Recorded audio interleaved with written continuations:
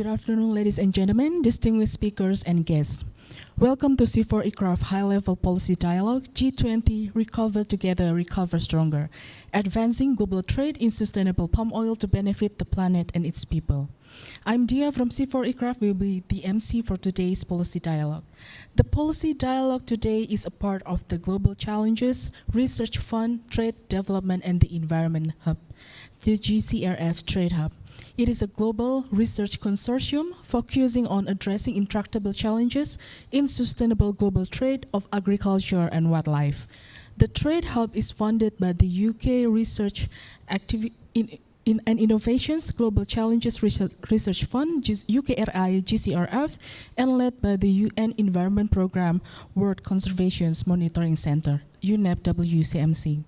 Trade Hub has research activities in 9 countries, including Indonesia, and in partnership with 50 organizations. Trade Hub in Indonesia is led by the Center for International Forestry Research, World Agroforestry Center, CIFOR ICRAF. We are a non-profit international research organization focusing on forestry and the environment topics. Our dialogue today aims to share the perspectives on sustainable palm oil global trade towards the Green Deal and the G20 presidency agenda. We want to advance sustainable and equitable palm oil trade and to communicate the Trade Hub research activities in Indonesia. Before we begin the opening session, we regret to inform you that the representative from the Ministry of Environment and Forestry and the Coordinating Ministry for Economic Affairs will not be joining us today due to a conflicting schedule. Without further ado, I would like to welcome Dr. Sonia Dewi, the Country Director of CIFOR ICRAF Indonesia Country Program, to deliver her opening remark. Good afternoon and good morning from Bogor. On behalf of CIFOR ICRAF Indonesia Country Program, I would like to warmly welcome you all to this exciting policy dialogue session on advancing global trade in sustainable palm oil to benefit the planet and its people.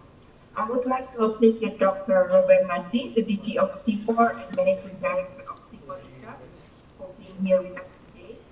We are also honored to have distinguished panelists in this policy dialogue. We have the representative from Global Trade Hub Projects, Professor Dr. Neil Burgess from UNEP WCMC in UK, and Ms. Beatrice Fernandez from UNEP as well. We are also pleased to have representatives from the private sector and civil society, Mr. Bremen Yongkin Ko from Ethical Group, Mr. Agam Faturrahman from Indonesian Palm Oil Association, Mr. Made Ali from Cikalahari or Rio Forest Saviors Spreading Network. And last but not least, we have very well-known scientists in the panelists with us here today, Professor Heri Purnomo from CIFOR ICRAF Indonesia and also IPB University, Professor Ahmad Mahyudi from Gadjah Mada University, Dr. Songwan Albana and Dr. Sony Mumbunan from University of Indonesia. And of course, ultimately, very warm welcome to all distinguished participants in this policy dialogue event today.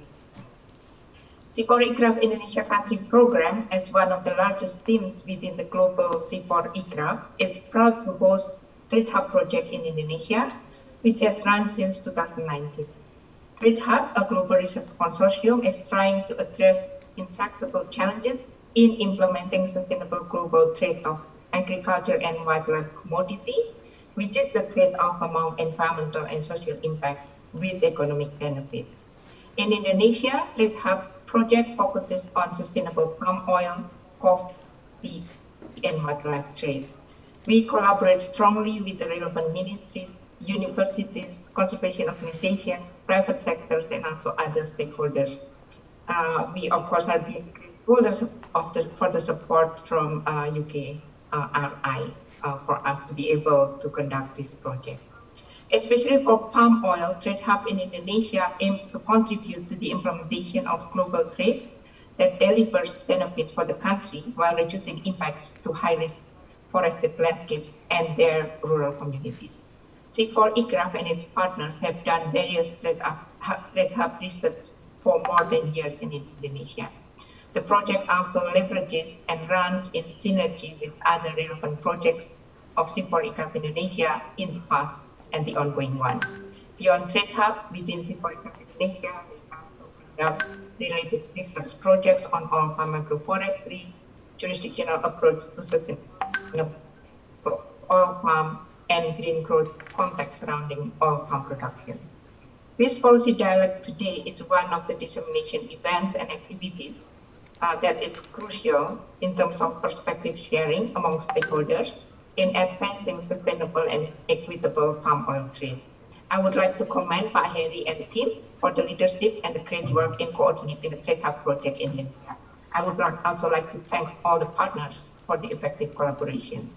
This policy dialogue is of particular importance because Indonesia is the largest oil palm producer in the world, also because of the latest global trade policies such as Global Green Deal, and also because of the momentum of G20 presidency of Indonesia. We hope the findings from CIFOR ICRAF research, such as Trade Hub, can enrich the discussion. Moreover, it is very timely now to have such a dialogue with a strong commitment from the government of Indonesia towards sustainable oil palm. The recent presidential instruction on Rencana Aksi Daerah Kelapa Sawit Berkelanjutan, which is coordinated by the Coordinating Ministry of Economic Affairs, demonstrates the aspirations towards systems transformation that address peatlands and also forest land in Indonesia in integrated manners.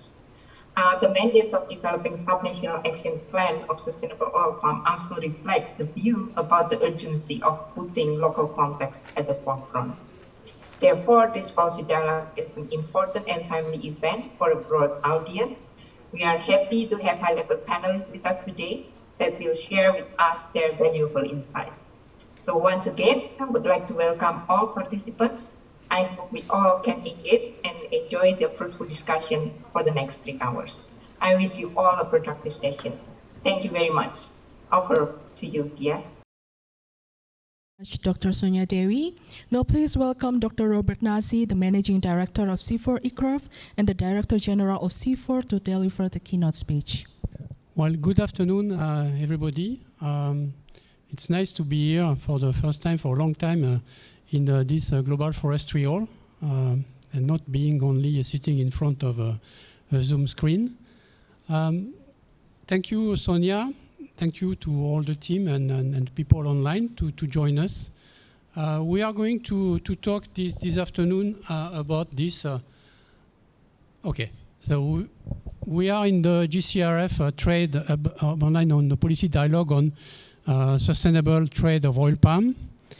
And is it possible? And it is in the framework of the Indonesia G20 presidency, which is about recover together, recover stronger, and the idea is also to advance the global trade in sustainable palm oil and other commodities. But we will focus today on palm oil.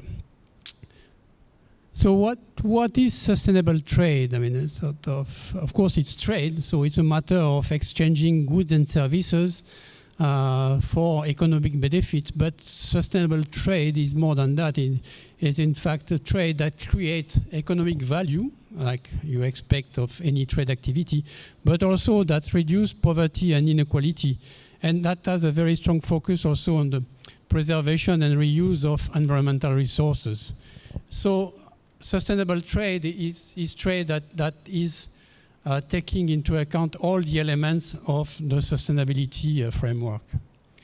CIFOR ICRAF have a long history on the issue of trade, and we have had activities on the furniture value chain. We have had activities on rattans, activities on community-based peatland restoration or community goods. And of course, we have had also a significant activity on sustainable oil palm.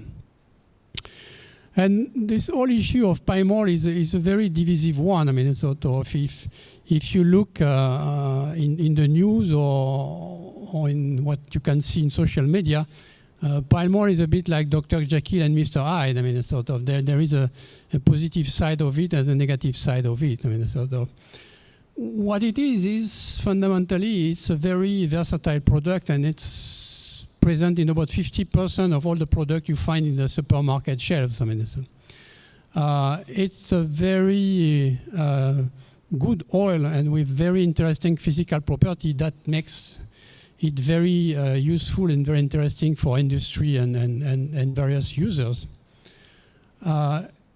It is also a very important source of livelihood for local people. Empirical evidence shows that very often when people have access to oil palm resources and in their portfolio of cultivation, they have a better livelihood. This is a very important economic resource for the Indonesian and Malaysian government and other producing countries, but Indonesia and Malaysia are producing something like 75 to 80% of the oil palm in the world.